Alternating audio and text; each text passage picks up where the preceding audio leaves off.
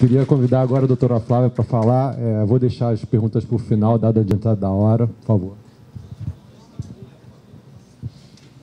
Bom dia a todos, meu nome é Flávia, eu sou defensora pública agora nesse ano, completando 21 anos de defensoria pública. Então, assim, a trajetória é longa. Eu sei que aqui todo mundo tem um tempo de estrada aí também bem longo e muito me envaidece poder estar aqui hoje com vocês num dia de tanta alegria. Eu digo alegria para mim porque no dia a dia a gente acaba tendo contato do trabalho com pessoas muito sofridas, né? Uma parcela muito pobre da nossa sociedade. E ter a percepção que tem uma população saudável, jovem, que chega à terceira idade, que chega nesse momento da vida, podendo colaborar tanto ainda para a nossa sociedade, me alegra muito. Agradecer ao Chu aqui, a CVM, a oportunidade de estar com vocês nesse evento, em que a gente normalmente aprende muito mais do que tem a ensinar. Eu cheguei hoje cedinho, sentei lá atrás, fiquei ouvindo as palestras que me antecederam e gostei muito de tudo que eu vi. Tá bom? Muito obrigada pelo conhecimento que vocês compartilharam hoje.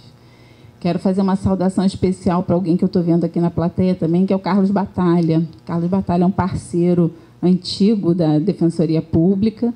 Ele é gestor da Escola de Educação Financeira do Rio Previdência.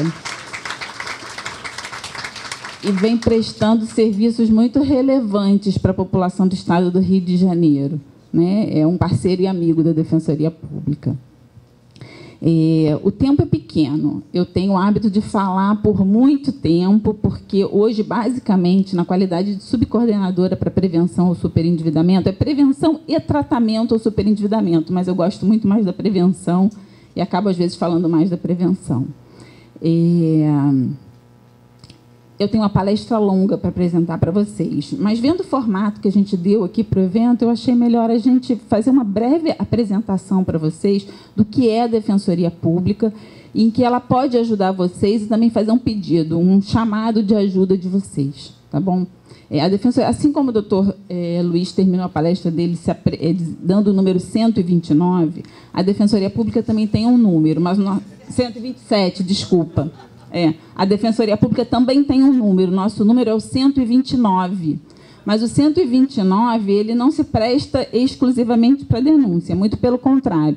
Ele, na verdade, se presta a atendimento ao cidadão. A Defensoria Pública é um órgão do Estado no qual nós somos remunerados, basicamente, inicialmente, para prestar assistência jurídica às pessoas em situação de vulnerabilidade. A primeira vulnerabilidade que normalmente a gente se atenta é a vulnerabilidade financeira, né? São pessoas, é uma parcela da sociedade que não teria condições de arcar com as custas de um processo e honorários de advogado sem prejuízo do próprio sustento. Então, são pessoas com muita dificuldade. As pessoas que estão aqui provavelmente não estão nessa situação, mas podem conhecer e querer indicar esse trabalho. E não é muito simples de conhecer a nossa estrutura, mas dando esse número, as pessoas vão ligar e vão poder se informar qual é o melhor local de atendimento. Eu posso dizer a vocês que a gente tem órgãos de atuação espalhados pelo estado inteiro, aqui na capital, nas outras cidades, em todos os lugares, as pessoas vão acessar o nosso serviço através desse número, 129. Independentemente da gente estar aqui hoje focado para falar especificamente para a pessoa a partir dos 50 anos, tem um serviço que a Defensoria Pública presta hoje que muito nos envaidece e que tem trazido um ganho muito grande para a sociedade, que é a gestão no Estado do Rio de Janeiro de uma plataforma online do Ministério da Justiça chamada consumidor.gov.br. Quem não anotou, eu vou repetir e pedir que anote, porque depois eu vou explicar logo em seguida para vocês para que serve essa plataforma online. Essa plataforma ela é uma plataforma de solução extrajudicial de litígios em matéria de consumo. Quem aqui não se deparou com uma má prestação de serviço de telefonia, de serviço público, né? Se eu começar a abrir a oportunidade aqui para fazer perguntas sobre essa área, a gente não vai conseguir terminar o nosso dia. Então, hoje, nós fazemos a gestão aqui no Estado do Rio de Janeiro dessa plataforma online e temos conseguido ajudar o Ministério da Justiça a aproximar as empresas dos consumidores. Isso tem sido muito legal. Ele está direcionado ao público jovem, ao público de meia idade e às pessoas que já estão na idade madura também. Quem a princípio, não se familiarizou ainda com o uso da internet, tem sempre alguém na família, alguém que vai poder ajudar, um amigo que vai fazer acessar esse tipo de serviço que funciona. E isso é muito legal a gente poder falar que a gente tem um serviço público que efetivamente funciona. A gente tem um índice de solução dos conflitos de mais de 80%. Então, é muito bom a gente poder falar desse serviço para vocês. Assim, falado do número da Defensoria Pública e do consumidor.gov, eu vou deixar um tempinho para a gente poder falar um pouquinho das perguntas também e tentar explicar para vocês especificamente como a Defensoria Pública atua. Eu falei para vocês que a gente tem essa função de trabalhar para as pessoas que estão em situação de vulnerabilidade financeira, no primeiro momento, mas não só vulnerabilidade financeira. A Defensoria Pública tem órgãos especializados para as várias categorias da sociedade em que a gente entende que se colocam numa situação de vulnerabilidade. Hoje, o idoso, que não é o caso da pessoa acima de 50 anos, né, a gente já até...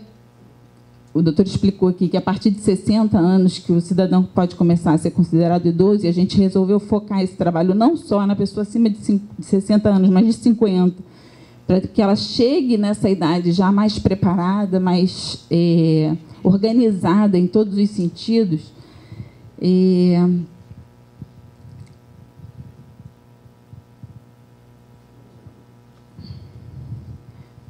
Eu parei falando dos 50 para os 60 anos.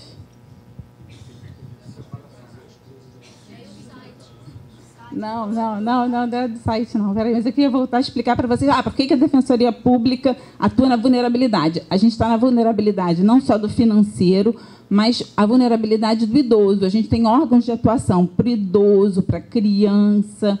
Então, quem tiver necessidade do serviço da Defensoria Pública pode fazer contato através do 129 e vai acessar não só os órgãos de defesa do consumidor, mas os órgãos de defesa dos idosos, né? É importante explicar para vocês também que o nosso serviço ele é gratuito. Ele é gratuito para as pessoas que não podem pagar um advogado, mas é muito comum, ao final das minhas apresentações, as pessoas me abordarem querendo atendimento para as pessoas que poderiam pagar um advogado. A Defensoria Pública não pode fazer esse trabalho.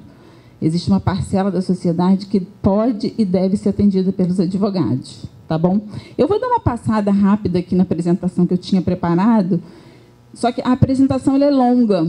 Ela contempla vários direitos do consumidor que a gente precisaria do dia inteiro para poder ficar falando sobre eles. Mas a gente vai apresentar um pouquinho para vocês poderem ter ideia qual o tipo de direitos que são protegidos através do trabalho da Defensoria Pública. Essa senhora aqui foi escolhida pela doutora Patrícia, que organizou essa apresentação, não foi escolhida por mim, mas eu achei muito legal. Eu dei uma olhadinha na apresentação ontem, e quando eu cheguei aqui, eu vi várias carinhas, várias pessoas que representam, né, que estão representadas nessa foto aqui. A expectativa nossa é essa, né, que as pessoas cheguem à terceira idade, a uma idade com saúde financeira e saúde emocional. Aqui tem a mesma definição que o doutor já havia apresentado, né? Os golpes que normalmente são aplicados aos idosos. A gente tem um trabalho muito grande lá no núcleo de prevenção às infringências ao Código de Defesa do Consumidor. E esse trabalho é feito através das palestras que a gente faz.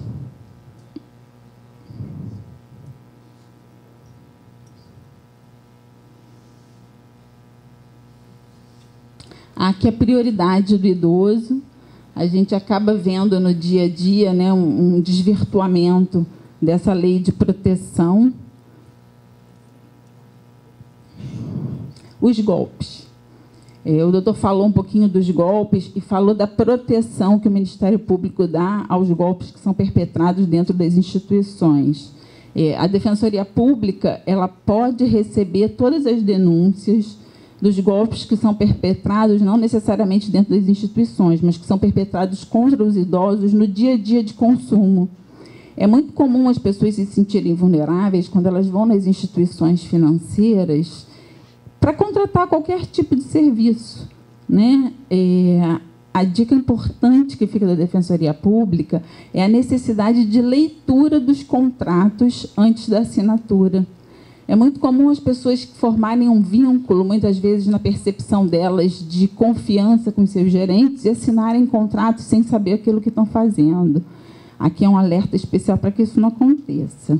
É muito importante, quando a gente vai numa instituição, a gente saber o que está fazendo. Então, peguem o contrato, peçam para que seja explicado a vocês. Na eventualidade da falta de compreensão, levem para casa, procurem alguém que possa ajudar, não necessariamente... Como? A letra muito pequenininha. Se a letra estiver muito pequenininha, pede para imprimir maior, né? Às vezes, tem o Código de Defesa do Consumidor fala num tamanho mínimo de letra. A gente já não com muita frequência vê as instituições fazendo isso. Mas esse trabalho nosso de conscientização dos consumidores é um trabalho de empoderamento. Ela falou aqui para mim, a letra está pequenininha. É verdade, muitas vezes a letra é pequenininha. Se a letra estiver pequenininha, a gente pede para aumentar. As pessoas normalmente se acanham muito, né, em frente às instituições, nas relações de consumo. O consumidor não precisa ficar acanhado, ele tem direitos. Quando ele não tiver os direitos dele observados, existem os órgãos de defesa do consumidor para auxiliar.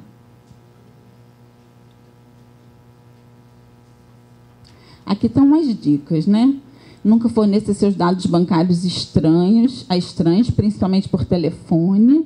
É muito fácil, hoje em dia, a gente pesquisar, né? A gente vai lá no site, não só da CVM, a gente pode ter dicas sobre educação financeira no site do Rio Previdência, a gente também tem várias informações na Escola de Educação Financeira, mas o alerta é que as pessoas se informem sobre os golpes, sobre as práticas não aceitas do mercado, né?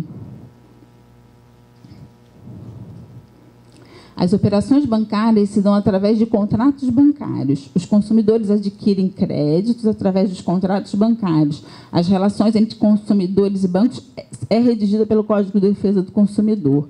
No passado existiu uma divergência jurídica muito grande sobre isso, mas que já foi ultrapassada, né? O Código de Defesa do Consumidor protege o consumidor nesse tipo de relação. Aqui, essa parte de juros, eu acho que as pessoas que estão aqui já fazem parte de alguns cursos da CVM e eles têm mais propriedade para explicar, para falar para a gente como fazer melhor uso do dinheiro. Eu queria chegar aqui numa parte importante, até por causa do adiantado da hora, de um trabalho que a gente faz muito legal no Núcleo de Defesa do Consumidor, que é a prevenção ao superendividamento. Toda essa fragilidade do idoso, ela faz com que ele se torne uma vítima mais fácil do superendividamento. É uma vulnerabilidade exacerbada. O superendividamento é um fenômeno muito mais comum do que a gente pode imaginar na nossa sociedade. A gente não gostaria que isso acontecesse, mas no início da apresentação eu falei com vocês que eu ia fazer um convite a todos que estavam aqui para me ajudar, né? Eu ia dar algumas informações e ia pedir que vocês me ajudassem em alguma coisa também. É isso aqui que eu quero pedir ajuda de vocês. A vulnerabilidade do idoso já foi compreendida, as palestras da parte da manhã foram muito esclarecedoras sobre isso. E dessa vulnerabilidade, muitas vezes, o idoso se torna superendividado. É um fenômeno comum de comprometimento da renda completa. A gente tem a definição da professora Cláudia Lima Marques, mas para o leigo, para aquele que não tem formação jurídica, é mais fácil a gente falar do superendividamento como comprometimento da renda integral. É aquela pessoa que começa o mês devendo. Aí as pessoas que estão aqui talvez falem assim, mas doutor, isso não acontece. Acontece? Alguém conhece alguém que seja superendividado? Então...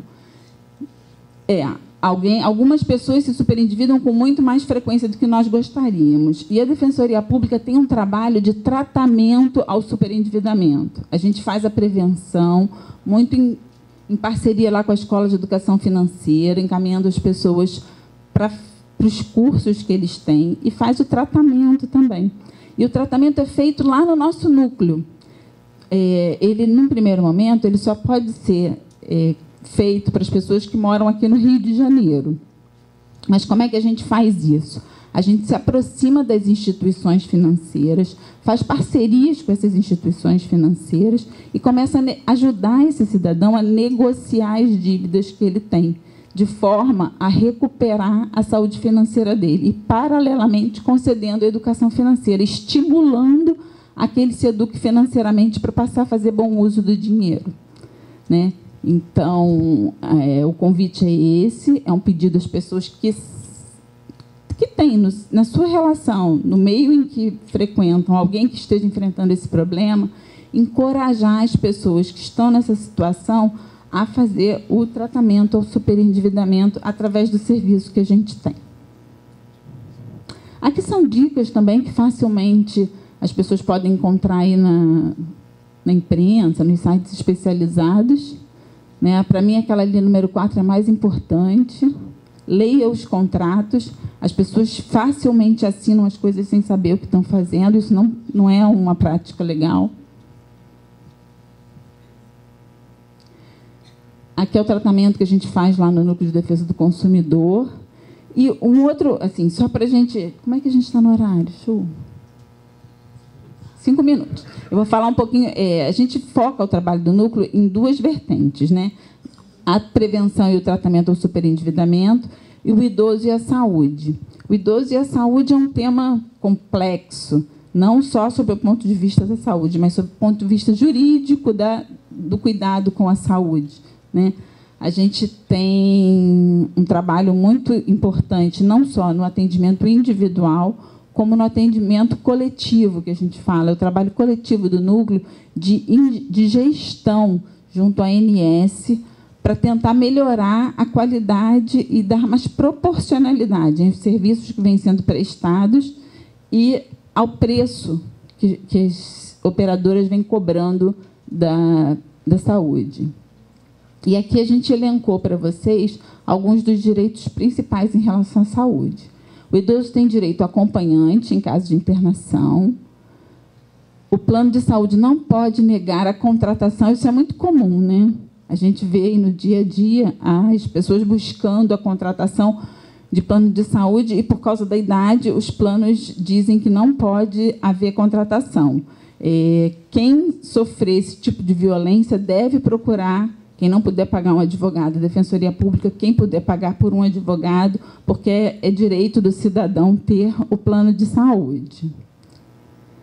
As mensalidades dos planos não poderão ser ajustadas pela idade a partir dos 60 anos. Essa matéria é uma matéria que vinha sendo debatida nos tribunais e agora ela está sendo pacificada pelo STF. Mas a lei diz que não pode.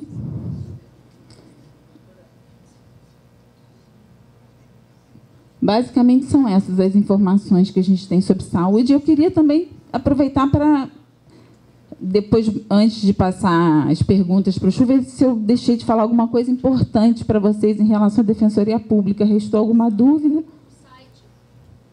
O site da Escola do Rio Previdência ou da Defensoria Pública? Eu não consigo nem dizer para a senhora, porque eu boto lá no Google, para ser sincera. Eu boto Defensoria Pública do Estado do Rio de Janeiro e ele me diz. Mas Defensoria, Batalha sabe? Isso. O consumidor.gov, que a senhora ficou na dúvida. É consumidor.gov.br. É uma plataforma online do Ministério da Justiça. Tem mais de 300 empresas lá que fazem essa aproximação do consumidor com as empresas. E o índice de solução é muito bom. Mas ficou claro para vocês que a Defensoria Pública está em todas as cidades do Rio de Janeiro e aqui na capital também, nas regiões administrativas, basicamente. E eu vou me despedir de vocês aqui com uma mensagem da Cora Coralina, que é um presente que a doutora Patrícia deixa para todos. Ela gosta muito dessa mensagem. O tempo muito me ensinou. Ensinou a amar a vida, não desistir de lutar, renascer na derrota, renunciar às palavras e pensamentos negativos, acreditar nos valores humanos e a ser otimista. Aprendi que mais vale tentar que recuar, antes acreditar do que duvidar. O que vale a pena na vida não é o ponto de partida, e sim a nossa caminhada. Muito obrigada pela atenção de vocês.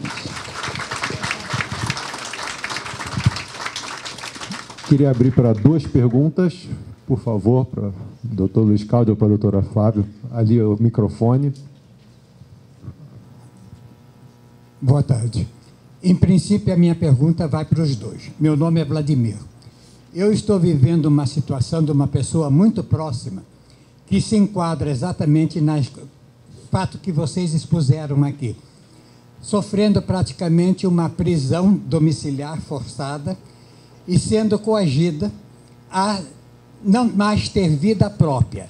Ela está com princípio de Alzheimer. Só que o que pega? A pessoa que causa isso mora aqui no Rio de Janeiro. E a pessoa que sofre isso mora em Santos, São Paulo. Para se entrar com uma ação qualquer, qual seria a praça que se faria, Rio ou Santos? E se uma pessoa que não é filho pode tomar uma providência dessa? Em primeiro lugar, é o seguinte: sobre o ponto de vista do local para entrar com a ação, o que prevalece é o domicílio do idoso. Então, se o idoso está em Santos, é em Santos. Em relação à denúncia, qualquer pessoa pode, não precisa ter vínculo de parentesco nenhum. Se o senhor quiser fazer uma denúncia sem estar vinculado a um estado, né, porque, por exemplo, 127 é o disque de denúncia do MP do Rio. Se a denúncia vem para o MP do Rio e não é do Rio, a gente até encaminha, não tem problema nenhum. Mas também tem o disque 100, que é nacional, que aí já encaminha para o município onde o problema está acontecendo, né? Então, por exemplo, se o senhor fizer usar o 127, não tem problema, ou a pessoa que o senhor vai orientar, ou enfim, que seja, e tem o disque 100 também. E, volto a dizer, para fazer a denúncia não precisa ter qualquer relação de parentesco. Assim, no nosso caso, é bom que se diga, né, o combate à violência contra o idoso, no fim, a violência é um dever de todos, né? Então, se um vizinho sabe de alguma coisa e quer que alguém haja, deve denunciar, sim. E a gente volta a dizer que o sigilo é garantido. A pessoa, quando liga, diz: o senhor quer se identificar? Fala: não, ok, vamos pegar a informação, não sai o nome da pessoa.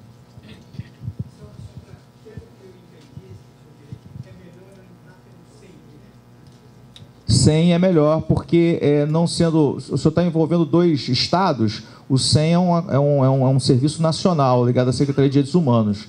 Então, diz que 100 resolve, o senhor não precisa ficar preocupado com essa questão territorial. Tá? E também lá é a mesma coisa de sigilo, tal, atendimento é a mesma coisa.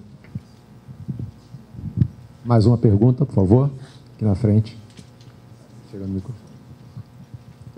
O doutor Luiz disse que a legislação brasileira é uma das mais completas, a ponto de talvez até incentivar a vinda de outros idosos de outros países. Então, a minha questão vai um pouco no sentido inverso, que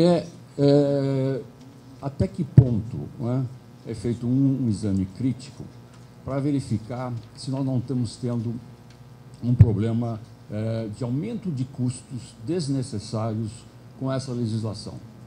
Um exemplo pequeno para entender a coisa. O idoso tem direito a passar na frente quando vai num banco para pagar uma conta. Então, você tem uma enorme fila de pessoal que tem obrigações, que tem mais rápido possível que fazer o pagamento disso, daquilo, que, portanto, implica em custos, e, de repente, vem um idoso, 60 anos, uma pessoa que não... Enfim, poderia perfeitamente ficar no fim da fila, teria menos tempo em casa para criticar a esposa, não? Teria uma melhor vida ali, e ele passa na frente dos outros, e isso obriga a aumentar o custo do Brasil, de certa forma. Do ponto de vista crítico, existe... o que se pode dizer em relação a todos esses benefícios, no sentido do custo que isso envolve e que poderia, em alguns casos, ser reduzido? Como é que é o nome do senhor? José Alves Bento. José, eu achei excelente a sua pergunta. Assim, é bom a gente ter porque a gente dá palestra em vários ambientes. Quando a gente pega um público qualificado, assim, é muito bom, porque esse tipo de raciocínio ele já existe, sobretudo por parte de economistas, e eu achei a sua colocação muito perspicaz, porque óbvio que assim, o Brasil ele tem uma perspectiva legislativa, às vezes, da questão do almoço grátis, assim, que não existe, né? Então, assim, quando você cria um determinado direito, ele tem um impacto de custo.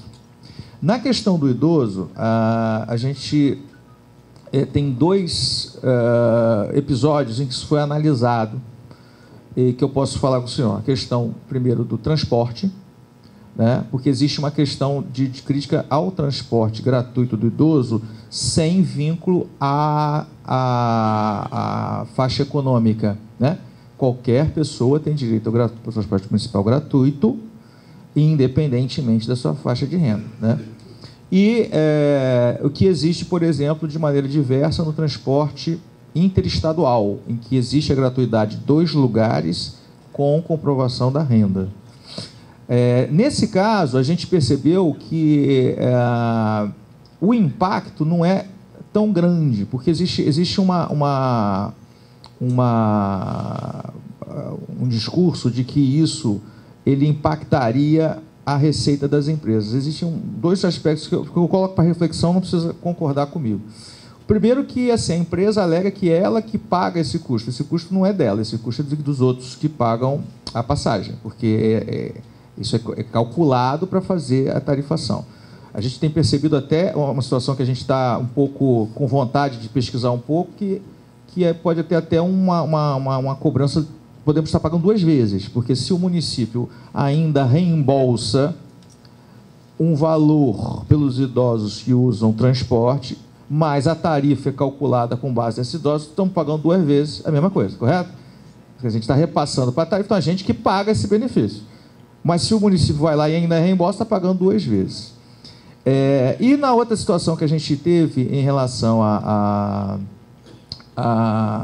ingresso gratuito de espetáculos, cinemas, recentemente houve uma lei, eu não sei se todos estão por dentro, em que se questionou isso, porque qual era a grande crítica? Existe uma série de benefícios de meia entrada, uma série de benefícios, e os espetáculos estavam todos cobrando o dobro, porque, na verdade, era muita gente, então quem não tinha o benefício, era só colocar o ingresso o dobro do que seria o custo, e aí quem não tivesse benefício pagava o dobro que deveria. Então, recentemente houve uma lei que limitou os benefícios, salvo engano, aí posso estar fugindo do percentual, acho que 20%, alguma coisa assim. E aí se indagou sobre os idosos.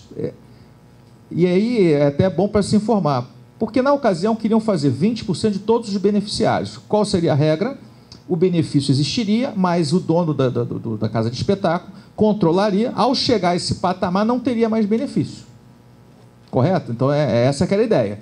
Então, tem o benefício, chegou a 20% das pessoas, a partir daí, quem chegasse pagaria igual a todo mundo, de modo que o organizador do espetáculo, o cinema, pudesse se organizar economicamente de qual o quanto que ele precisa fazer o preço da entrada. Bom, nessa ocasião, foi feito um levantamento dos idosos, o impacto disso sobre os idosos, e foi mínimo, menor do que a gente imagina. E aí os idosos ficaram fora. A lei, hoje, assim, existe esse limite para todos, estudante, todo mundo tem esse limite. Idoso não. Idoso não está no limite. Ele tem, porque nessa ocasião houve um estudo e esse estudo foi levado em conta de que, de fato, não tem tanto idoso assim onerando. E por que eu estou dizendo isso? Porque a gente tem, em cima da pergunta do senhor, um cunho que realmente preocupa em alguns aspectos. De fato, a gente tem que analisar o impacto disso. Mas, por outro lado, quando a gente levanta os números, a gente percebe que a grande maioria dos idosos realmente ainda não está na rua frequentando. Existe um percentual muito grande de idosos que permanecem sem estímulo de se integrar por causa dos fatores que a doutora vai, isolamento, etc, etc. Então, a gente precisa, eu acho que, ponderar em cima de dados para verificar essa questão. Agora, de fato, alguns benefícios são questionados, como esse que eu falei, por exemplo, dar o benefício da passagem indiscriminadamente por conta de idade e não em renda, pode ser questionável, né? Agora, também, do ponto de vista jurídico, tem uma defesa que assim, a questão de você vincular um benefício a um critério biológico e não etário, ou seja, eu tenho que examinar a condição de vulnerabilidade, dificulta muito a aplicação da norma. É mais fácil ter o critério etário. Graças a isso, por exemplo, que a gente teve uma vitória recente, que justamente na gratuidade, em que Há uma ação que foi, quando se criou o Rio Card, o cartãozinho, e se obrigou os idosos a fazer, o Ministério Público questionou isso, porque a lei não obriga isso. É só demonstrar a condição de idoso com identidade que ele teria direito. E a gente ganhou. Por quê? Porque você tem um critério etário de fácil visualização para o uso do direito. Enquanto as pessoas com deficiência, que estão com um litígio semelhante, é mais difícil, porque você tem que caracterizar a deficiência previamente, a isso exige um prévio cadastramento que gera um pressuposto para o direito, né? Gera uma dificuldade, porque tem deficiência que é aferível e tem outra que não é. Então, você tem que fazer um prévio cadastramento. Mas, em si, eu acho essa pergunta muito inteligente. O IPEA tem a professora Ana Amélia Camarano, que é uma estudiosa do assunto, que já levantou essas questões. Ela, inclusive, já levantou a possibilidade de a gente mudar a faixa etária, porque a gente está com envelhecimento...